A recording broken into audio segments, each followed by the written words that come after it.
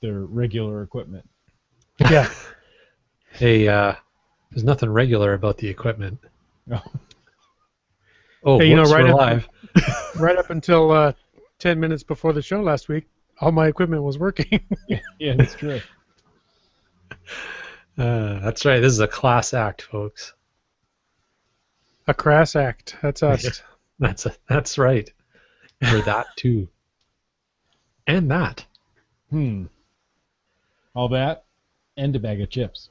But we'll wait, have a bag of there's chips. more. Okay. I show 9 o'clock. Cool. I show 8:59. Oh, okay. Let's chill out for 15 seconds. Okay, we're back. It's 9 o'clock now. Okay. And I'll play some music. And Wits End, I'm pointing to you. Do you see how I'm pointing to you? You're going to kick it off. You're not kicking. Okay. I don't hear the music. I can't kick yet. I'm going to hit the recorder. Here we go.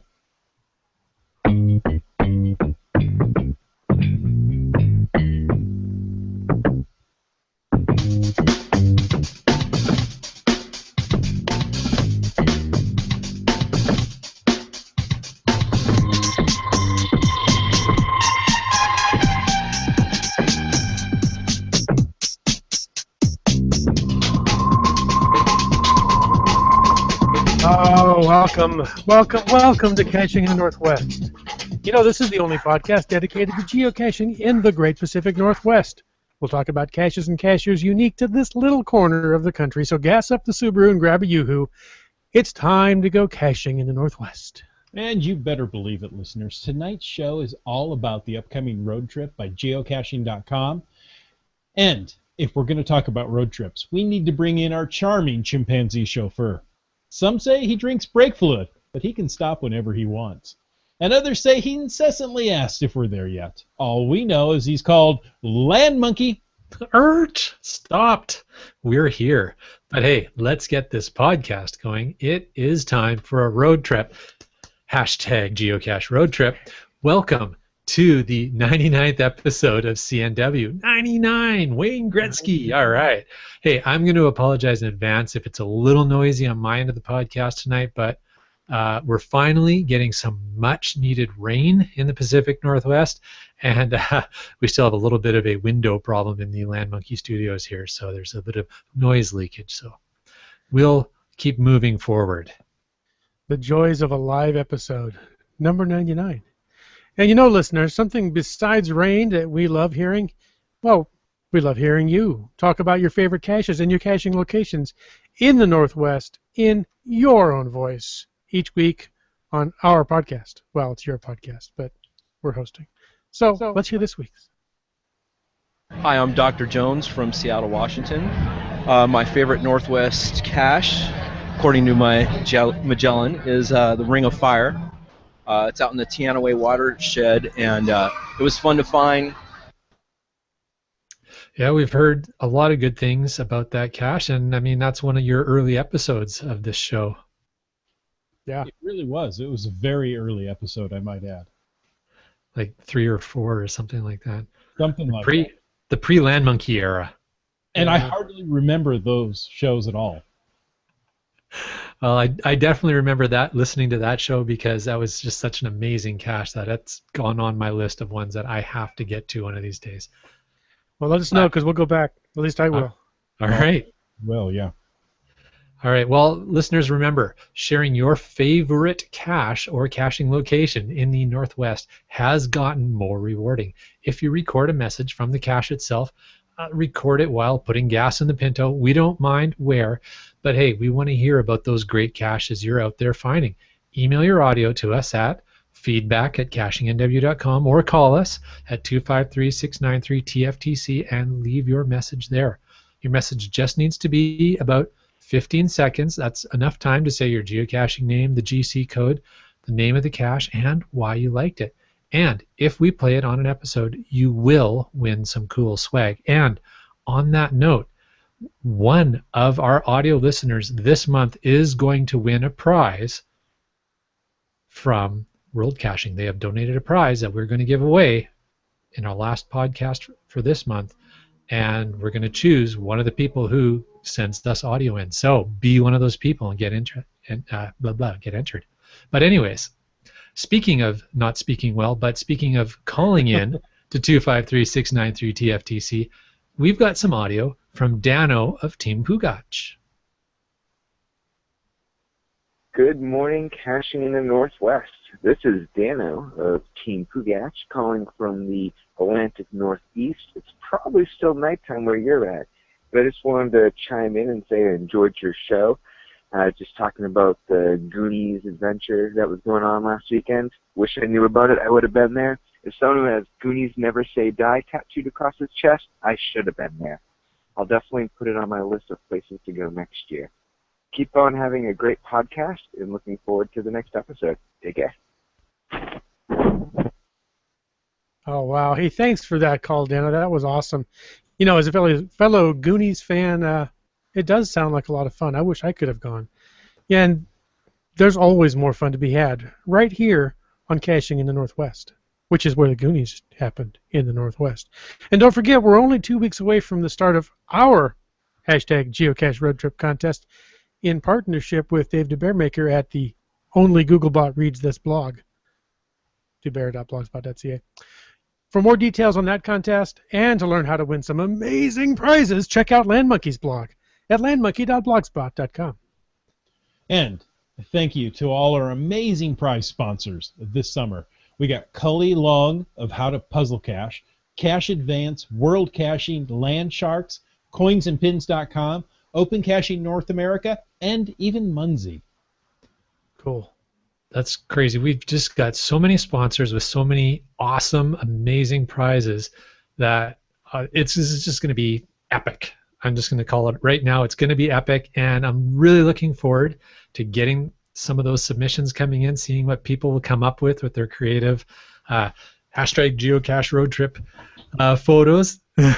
And then the opportunity to have the top prize winners judged by lackeys at the last block party. I mean, that just tops it right off. It's going to be so much fun. That is epic. I mean, that's the only word that could describe it, is epic. Exactly. So, gentlemen, did you get any epic geocaching done this week? Well, not really, no. Are you surprised? No, not really. No. Yeah, I know.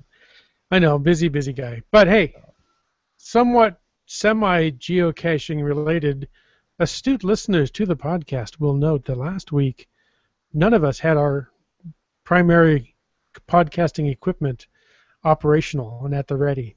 I did, just moments before last week's episode was to start, have it running, and it crashed and burned. So I spent this weekend rebuilding Podcast World here at Wits End headquarters, and I'm happy to say that the podcast computer now powers on every time I push the power button, which I couldn't say before, and it seems to be running well, and here we are tonight. So I didn't really get out and find a cache, but that was somewhat geocaching related, and next week, by next week's episode, I will have found some geocaches, I can promise you.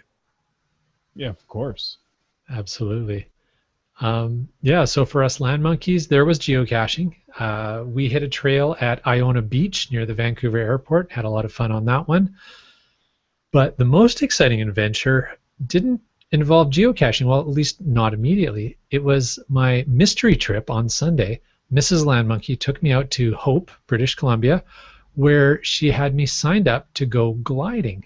It was an amazing experience. It was a week early Father's Day gift, and I've got photos and a little story about that on my blog if people want to go check it out. It was epic. Wow, just nothing quite like the sensation of being in a glider and going in circles up as you're catching warm air. It's just amazing. Thermals. How cool. I've always wanted to do that. It was pretty awesome. I hear it's incredibly quiet. You know, you would think it was incredibly quiet, but because it was so hot out, we had the vents on the cockpit open, so there's constantly the sound of really fast air moving past you. Yeah. But yeah, if it was cooler and the vents were closed, it would have been very quiet. Interesting. Well, we're sufficiently jealous of you. Absolutely. And you're done talking for the episode. Thank you very much. Last week, as you probably noticed, I wasn't in podcast world, as Wits End so nicely put it here. I was traveling. I was in San Antonio, Texas. And through the kindness of native Texan, I was able to go and find the necropolis of Britannia Manor 3. Very British, cool. Or Richard Garriott's classic geocache. And it really, stands up to the billing. So it was a nice one. It has you driving all over town, looking at clues before you finally get to, the final location, and off you go. So also, last week, I think I mentioned it on the podcast, I got to visit the Toilet Seat Museum. And, that's something that makes people smile. But, we got to talk with Barney Smith. In fact, he talked our ear off. And, see, not there. And what a sweet man. I don't use the term gentleman for a lot of people. Except Certainly you not guys. on this show. That's right. Okay. This is a true gentleman. And, of course, it's a geocache. There were, most of you think, well, you go to geocache, you sign a log. Well, here you sign a toilet seat. And I was privileged to be the second one to sign the 9th toilet seat. Very It's cool. 8 toilet seats filled up front and back. Wow. So That's crazy. That's quite the accomplishment, yeah. it was something, yeah. That's neat. So Len Mookie went gliding, and Bad Cop went to Britannia Manor and Toilet Seat Museum, and I just worked in my garage. Now I'm jealous of both y'all. But you have the best video of any of us. Yeah. Well, at least I have something to show for it, right? Yeah, there you go. There you go. Hey, we asked people to contribute to the podcast, and Subway Mark has asked us to mention the Cash the Stash Coin Challenge. It's GC5 NKP0, and this is to celebrate 15 years of geocaching Oregon's Mount Hood territory. They've created the Cache the Stash Challenge in the home of geocaching, the place where it all began. The challenge is a series of 6 community challenges that will launch simultaneously on the morning of Saturday, August 8th. So, unlike a lot of the things we bring you on the podcast, when you say, hey, if you're listening to this recording, you already missed it, not this time. You got a little time, unless you're really behind on the episodes. You can blame that on Google News. When I get these things, it's like, oh, that sounds cool. Oh, wait, that's tomorrow. Yeah. Thank you, Google. I know. I started to tweet something at work today. I went, oh, I can't do that. That's too late for that. Yeah. So, this is going to launch Saturday, August 8th. They have minted, get this, 500 coins for each of the 6 challenges. That's a lot of coins. That is a and lot all of 6 coins. of the coins fit together to form a puzzle cube. Does it get any cooler than that? I don't know. No. So there's a ton of communities partnering for the challenge. Canby, Sandy, Westland, Estacada, Tamata, Damascus, North Clackamas, tons of stuff. Suddenly it's more There's than a 6. schedule. I know. There's there's only 6 coins. But anyway, there's a schedule of activities. There's all kinds of stuff listed on the website. Go check it out. Check out the show notes. Check out all that stuff. It'll all be up at cachingnw.com. That's just such a cool area to explore. We've been down there. Well, we went down there once with you guys, Mm-hmm. Yeah. and we were down again since then with Catapult Jeff and Iron Maiden and friend of the show, Brian Lang, and checked out a number of those really neat little towns that are mentioned in there: Sandy, Westland, Estacada, Damascus. And as it says, I mean, that is the home of geocaching. That's where the original stash is near those towns in that area. You know, I've read about the road to Damascus, and I had no idea the cache was that old, but it's awesome. Yeah. Signal the Frog is going to be there. Sandy Bigfoot. I mean, it just gets better and better. There you go. You never know. You might even find Paul? the caching the Northwest host down there. You never know. You never know. It could happen. Not saying. Well, it's 3 days of caching. August 7th, 8th, and 9th. I mean, wow. Now, guys, the excitement has been building. And starting tomorrow, it's like waiting for the ice to crack in Alaska. Tomorrow, Friday, June 19th. Okay, when we say tomorrow, we really mean tomorrow. So if you're listening to this late, it's still, tomorrow. It's okay. Yeah. You'll still have time.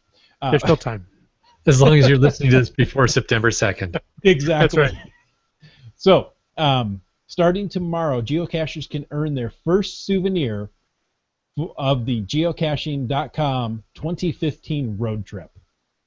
And, of course, we'll put a link in the show notes if you want to find out more about that. Now, if you've been living under a rock. Exactly. And, if you have a free geocaching.com account, you're going to get the newsletter, and you can read exactly what I'm going to read to you right now. It says, beginning Friday, June 19th, you can earn your first brand new souvenir of the Geocaching Road Trip 15. All you have to do is find a cache with 10 or more favorite points. Any geocache anywhere, as long as it has 10 or more favorite points.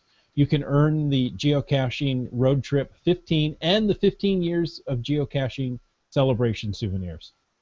You can check out the latest featured search on our brand new search page, and these are really cool. If you haven't looked at some of the specialized searches that are underneath the main bar where you search on the search page, they're going to help you out on these souvenir or these road trip hunts. So, geocaching premium members can also use the geocaching app and apply filters to sort for nearby caches with favorite points. You have until September 2nd to earn the souvenir, so don't worry if you don't find it right away. It also happens to be the perfect time to start awarding all those favorite points you've been saving. I like to use the word hoarding. So, I've got so many favorite points. In fact, on this trip that I was just on, I issued, I think, the most favorite points ever. So I went and looked for the most favorited caches. So as I went there, I go, yeah, that earns a favorite point. Next one, that earns a favorite point. Yeah, that one earns a favorite point. It's cool how they can actually start to compound if it really just takes the first few people who can recognize that a cache has either been placed, it's either an innovative, cool cache, or it's placed well. It's a really nice place to visit, or ideally a combination of the two, and then those favorite points just start to roll. Exactly. I was also privileged enough to go to Dallas, and one of the places that geocaching took me to, if I probably would have gone without geocaching, was the grassy knoll where JFK was shot. Mm-hmm. Oh, interesting. And there's a virtual geocache there. And there are several other virtual geocaches in the area. In fact, I went to a Travel Bug motel right in downtown Dallas that has 150 favorite points. So Wow. It's well done. That is very cool. Well, you gotta love Travel Bug motels. You gotta love caches with high favorite points, and you gotta love those souvenirs. Well, you don't have to. Some people don't. But if you do like them, let's just quickly recap how this whole souvenir earning thing works this summer. There are 6 in total to earn, as the Bad Cop shared. Effectively, there's about every 3 weeks, a new one is going to be available to earn between June 19th and September 2nd. You can wait until the absolute last day and try and earn all 6 of them right then if you want. You could. That's right. Why would you ever plan ahead when you can procrastinate with much less effort? It could happen. The souvenirs will be for finding different attributes or types of geocaches throughout the summer. At least that's the goal, unless you procrastinate and do them all the last day. First, you'll be looking for a cache with 10 or more favorite points. That's the first kicker there. Then starting July 3rd, you can earn another souvenir simply by attending an event, a mega event, giga event. Block Party qualifies. Come see us. Hello. If you're in Northwest Oregon, you can go to the Stash the Cache Challenge event, which we just talked about, or you can head up north to the July 18th Metro Vancouver Summertime Winter Games event for insane fun that our guest next week will share with us about. Well, that brings us to the third souvenir. That's July 17th through September 2nd, and you can find yourself a T5 or a D5 cache. And you know what? Your hosts right here at Caching in the Northwest have hooked you up. Check out episodes 97 and 98, just the 2 previous to this one, of Caching NW for your tips on how to achieve that very souvenir. Then, on July 31st through September 2nd, you can join Land Monkey in claiming the 4th souvenir by finding an Earth cache or attending a CETO event. Yeah, we'll probably get 1 or 2 Earth caches this summer. Per day. And hey, if you want more tips on Earth caches and the Earth Cache Academy, check out episode 96 of Caching in the Northwest, where we had our conversation with Matt, GeoAware. No, not Matt. GeoAware. And I just got my Earth Cache reviewers mixed up. Sorry about that. And hey, on that note, if you come and find Land Monkey, come and find me at any upcoming event that I happen to be at, and you ask me for one of these super cool earthcacheacademy.org measuring cards that were sent to me by GeoAware, that you can keep it in your caching kit, I will hand one to you as long as I have a small supply. If you're one of the first people to ask for one, you will get one. So okay, the 5th souvenir. That starts on August 14th, and that is earned by finding a mystery cache. So if you need help with those, you should check out How to Puzzle Cache by Cully Long, who, as we mentioned, is one of our prize sponsors this summer. Oh, yes. And we thank those prize sponsors, and a nice way to get the product placement in there. But hey, folks, if you get all 5 of those souvenirs earned by September 2nd, you automatically get the 6th extra special souvenir for your virtual trophy case. That's my favorite kind of souvenir to get when I don't have to do anything else. I was going to do the other 5 anyway. So that's a lot of information. There's a lot of things going on, a couple different dates. We'll take care of you and tweet about them as they come along. But who's getting started? When? How? Well, you guys?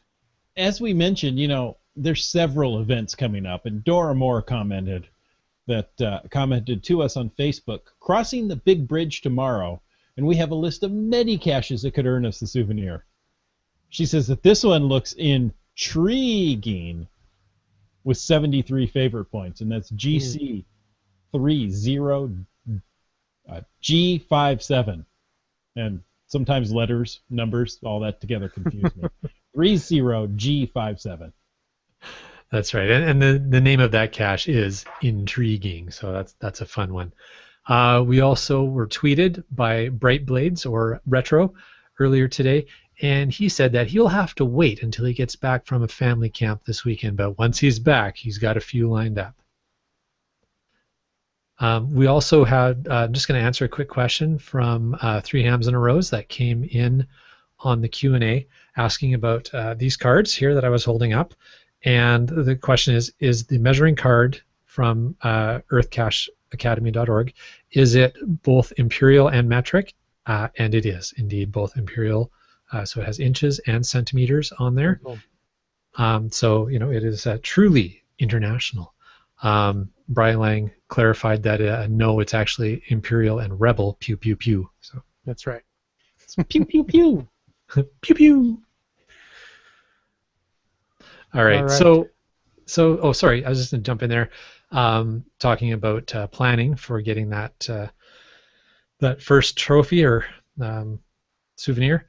And I was going to say, since we will be at the Mount Vernon GeoCoin Challenge event, GC5HH0X, on Saturday, that'll likely be when we make that find. I was using the geocaching.com advanced search that Bad Cop was recommending earlier. I was able to quickly locate the caches with the highest faves in that area, and boy, there's some good ones not far. Within 5 kilometers of the event site, there are 14 caches with over 10 faves each. So I think, guys, it should not be a problem to get that first souvenir on Saturday. I don't think so at all. It's going to be a lot of fun, and I'm looking forward to caching with 2 of my best buddies. I might wait a little while before I claim that first souvenir, but who's that? Who are you going caching with then? I think Doramore's going to be up there in Brylang. Good. Okay. Wow. Ouch. You had to go there. Hey. Yeah. Hey, I have to admit, I'm excited to get this road trip started. I am too. And also, I'm excited to get great minds think alike. That's all I can say is because, we sat down and had a meeting and decided, let's do a summer event. And we came up with a road trip idea as well. So put in your hashtag geocache road trip, and we'll get that started right in July. Cool. We'll start giving away some great prizes that we've been building up. Yeah, absolutely. We are very stoked for our big summer contest to start. We're very stoked to give away some prizes at the end of this month, thanks to World Caching. And we are extremely stoked for next week's episode. So guys, you definitely want to tune in. A little bit of a shorter episode this week, but we've got a lot of prep work we need to do for next week's episode. It is going to be episode number 100 on June 25th. You are not going to want to miss catching that one live if you can. We are going to have some recorded live content from the 2015 Mount Vernon Parks Geocoin Challenge, and we're going to have special guest Dora Moore, who's going to be talking to us about the MVG Summer Winter Games 2015. I'm just going to tell you, our 100th episode is going to be something special. We promise. There will be even more surprises that we just can't tell you, or there won't be surprises. Will it be epic? It may be epic. You have never seen anything like this. We will guarantee no geocaching podcast has ever been recorded like we are going to record next week's. Should we just drop the mics and walk away? We can't drop our mics. They're all connected right here. So much for walk away, though. Okay. Hey, before next week and this great... Hey, come back. Sorry. Before next week and this great episode that we're saying it's going to be a great episode, where in the great vastness of the interwebs can we find you? Oh, sorry, go ahead. Let's start with you. Okay, well, good, because I was starting without even being invited. How un-Canadian of me. If you're looking on Twitter, you're going to find us Land Monkeys at LandMonkeyGC. The GC stands for geocaching. If you're on Facebook, look for Team Land Monkey. I always wondered that. And if you're on YouTube, well, it's just Land Monkey. Wits End. Land Monkey. Where do we find you? Find me at Wits End. Okay. Twitter.com/WitsEnd. Facebook.com/WitsEnd. Hello.co/Wits End. Geocaching on Wits End. Area code 347 Wits End. You sensing a theme? You're throwing a phone number out there. Yeah, it happens sometimes. And you can find me at, of course, CachingNW. Facebook.com, CachingNW. Twitter.com, CachingNW. Google Plus, that's google.com/plus, CachingNW. And Wet Coaster says, please do not do a geocaching version of the Naked News. Oh, man, the secret's out. All right. No. Well, we've got a week to come up with something different. Okay. Yeah, okay, fine. Well, I don't know what to do. How about we just wrap up the show? Okay. Yeah, let's wrap this one. Thank you for taking the time to listen and not watching us this episode of Caching in the Northwest. Don't forget that you can be part of the show. Call 253-693-TFTC and sing show tunes, leave us a comment, correct Earth Cache answers. We don't care. Ask us a question any time of the day or night. Of course, you can always email us at feedback@cachingnw.com. Also, your support helps keep the quality shows coming. And if you like this show and are really excited about what we're going to do on the next show, please click the PayPal button on the cachingnw.com website. This show's licensed under a Creative Commons Attribution 3.0 license, copyright 2015 by Chris Umfenauer. Folks, it's been real. We've got to head out of here and figure out what we're going to do for the next show now. Thanks for joining us, everybody. 73. Good night.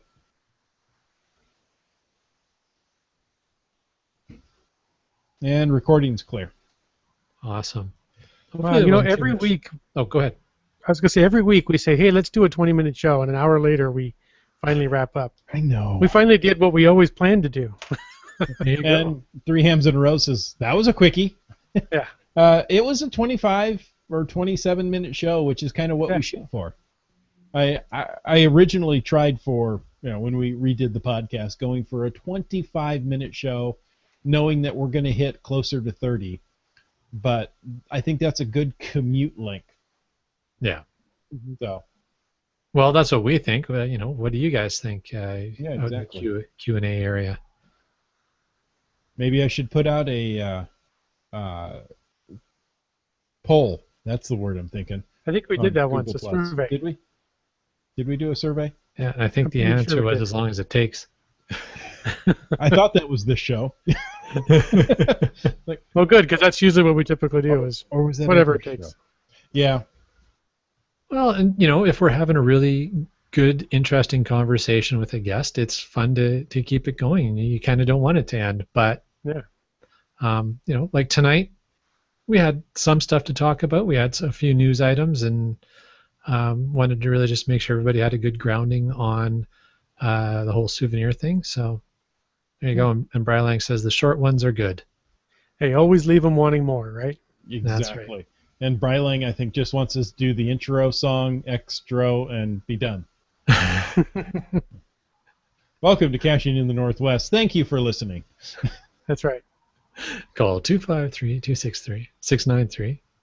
Make up numbers. Make up numbers. You'll probably reach us. There's a good chance it's going to get through no matter what you call. Pretty much. Wait, now there's a whole bunch of stuff in the Q&A. Dora Moore says there's nothing wrong with being short. Well, I've never been extremely tall, so I can agree. I don't think she's talking about the show, though. I think she's talking about my temper. Oh. Is it a monkey temper? Three Hams in a Row says, too short, I didn't have time to finish my beer. Well, obviously you're drinking your beer too slowly. I've went through 3. I don't know what your problem is. I'll tell you what, Three Hams in a Row. If you need some help finishing beer next time, just make sure I've got one, and then we'll make sure that it gets finished on time. Wet Coaster says, good show. Save the rambling for after. I assume he means now. I don't know. What is rambling? It's Ramble On, song by Led Zeppelin. Oh, Rambler. Yeah, international. Little Nash Rambler? Adds, longer ones are good for special guests, or topics are good too. Sure. Brylang says, Yeah, no, not that short, bad cop. Yeah. We don't limit ourselves to 20 minutes. It's just our target length. Mm-hmm. There you go. If it takes longer to cover, then so be it. You have to have goals. Yeah. That's what Wayne Gretzky said. Nice way to tie that back in. Thank you. Thank you. I worked hard on that one. I've been waiting for a Gretzky reference. It was just too perfect. I had to post something with the Gretzky sweater for our 99th episode. Is he running for office anywhere? And I mean, if he did, would it just be guaranteed? I don't think he would. I don't know. I think he does a lot with the upper management of the NHL. Okay. I think he's busy enough with sport. I don't think he needs to get involved in politics. I think the upper management of all sports are kind of worried right now. Well, it's pretty major politics right there, anyways. And I was going to say, interesting stories about. There's an interesting story about the MLB and the Cardinals and the yeah, that was interesting. Hackety hack. It wasn't even hacking. Somebody just left their password behind. Yeah, exactly. It's not called hacking if somebody gives you their password. It's more social engineering. Yeah. I mean, and that's, as long as you have physical access. Wet Coaster adds to keep your stick on the ice. That's Thanks, right. Red Green. I was And going if to say, women don't find you handsome, they should at least find you handy. keep your stick on the You got a ice. roll of duct tape in their studio, right? We're all cheering for you. We're all rooting for you, right? There you go. I'm a man, but I can change if I have to, I guess. Well, my duct tape isn't quite in reach. I do have electrical tape right here. Does that count? Yes. Close. Here. Wait. Okay. It's red, but it's duct There you tape. go. Ooh, red duct tape. And mine's over on a workbench, so I don't have it here. I do have laying here, though. How you like this? This was my first self-purchased cell phones, not company-issued cell phone. I was so proud of this cell phone. Have you ever seen the little tiny Nokia 8290? Yeah, that was my first one, and it's still in here. It was a great little phone. It looks like a toy, but... Oh, yeah, my kids got one. They had candy in them. It looks like it should have candy. It's it's funny. It's actually smaller than an Altoids tin here in thickness and in width. It's a little longer, but there you go. That was your I first found one? out the other day. I thought, wow, that was the first one I bought. That's cool. I played Snake on it for many hours. A little behind-the-scenes info. This red duct tape is what I use to put up my lighting gels. So I've got a little red going over here, a little green back there. I use a Little small red green? Yeah, a little red green. I use a little piece of duct tape, thanks red green, to hold up those gels in the studio lights here. Okay. That's funny. So I went into my desk drawer while we were talking here because I thought, I have an old flip phone, cell phone in there somewhere, but I couldn't find it. But I did find this. So, it's a Cuban that came back with me because we're allowed to bring them into Canada. Yeah. Well, I do have an old cell phone, but there you go. This is pink, so it was my daughter's. Nice. Sure. It's BlackBerry. No. No? Oh, it looks like a BlackBerry Curve. Pantech. High quality. So this is very telling. I checked a different drawer because I thought, well, the cell phone's got to be in a different drawer. But no, actually just another cigar. So.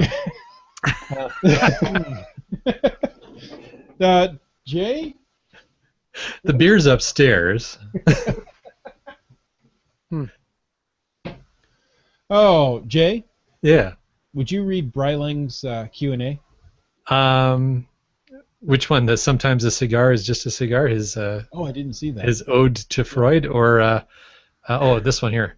Gretzky to Curry, back to Gretzky, back to Curry. He shoots, he scores. There we go. There you go. Oh, now I see him. Okay. Sometimes a cigar is just a cigar. And Three Hams in a Row says, I believe Obama has made this possible for Americans now as well. I think it's coming. I don't think it's here quite yet. I don't know. So, yeah, we'll be able to vacation in Cuba soon. Awesome. Well, some of us will. I won't be able to. I can't afford a vacation down the street, but... You will have the ability to. You may not have the finances to. That's right. You're fine. Have a staycation in your backyard. In fact, I think you have already this year. I have, yeah. Mm-hmm. Well, your mother-in-law visited. You went out to the mother-in-law suite, we should say. The mothership. Oh, the mothership, right. Yeah. The Battle Bridge.